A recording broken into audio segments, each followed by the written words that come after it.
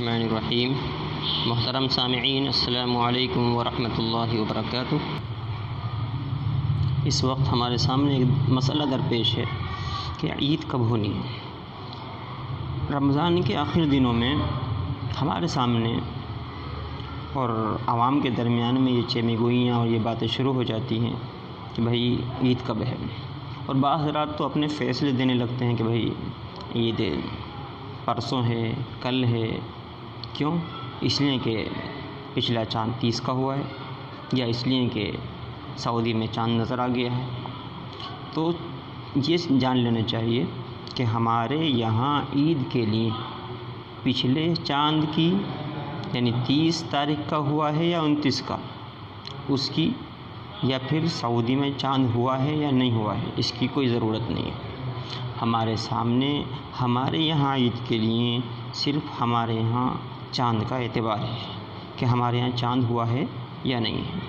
اس سے پہلے ہمارے دیار میں، ہمارے ملک میں جتنے چاند گزرے ہیں، چاہیں وہ کئی چاند 30 کے ہو گئے ہوں، تو پھر بھی یہ ضروری نہیں ہے کہ یہ چاند 29 کا ہوگا اور 29 روزے ہو کر کہ ہماری عید 30 اگلے دن ہو جائے گی۔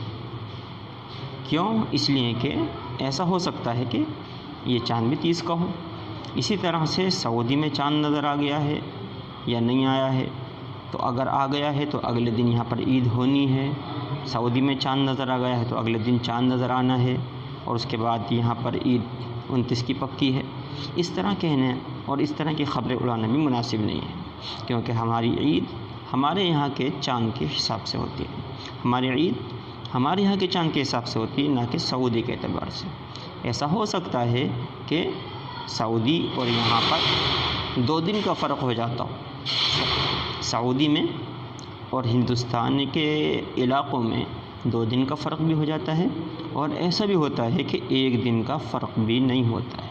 اس لیے ہمیں اپنے یہاں کے چاند کے اعتبار سے عید کرنی ہے۔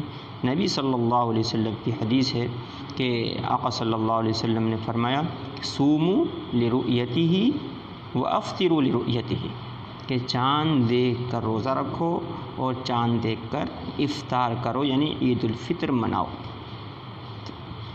اور یہ بھی ہے کہ چاند جب تک نہ دکھے، جب تک عید الفطر کا اعلان نہ کیا جائے، تو یہاں پر عید الفطر جب بھی ہوگی وہ چاند دیکھ کر ہوگی، اور اس کے لیے ہمیں اپنے اکابر، ہلال کمیٹیوں اور مرکزی اداروں کی طرف رجوع کرنا ہے، وہاں کے اعلانات کا انتظار کرنا ہے۔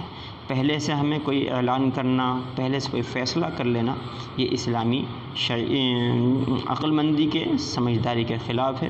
اللہ رب العزت ہم سب کو صحیح عقل سلیم عطا فرمائے، اور یہ بھی دعا ہے کہ اللہ رب العزت ہمارے دیار میں عید الفطر اتفاق کے ساتھ اور متحدانہ طور پر ایک ہی دن ہونے کی اللہ رب العزت اس کے آسان راستے مہیا فرمائے۔ جزاکم اللہ خیرا۔ السلام علیکم ورحمۃ اللہ وبرکاتہ۔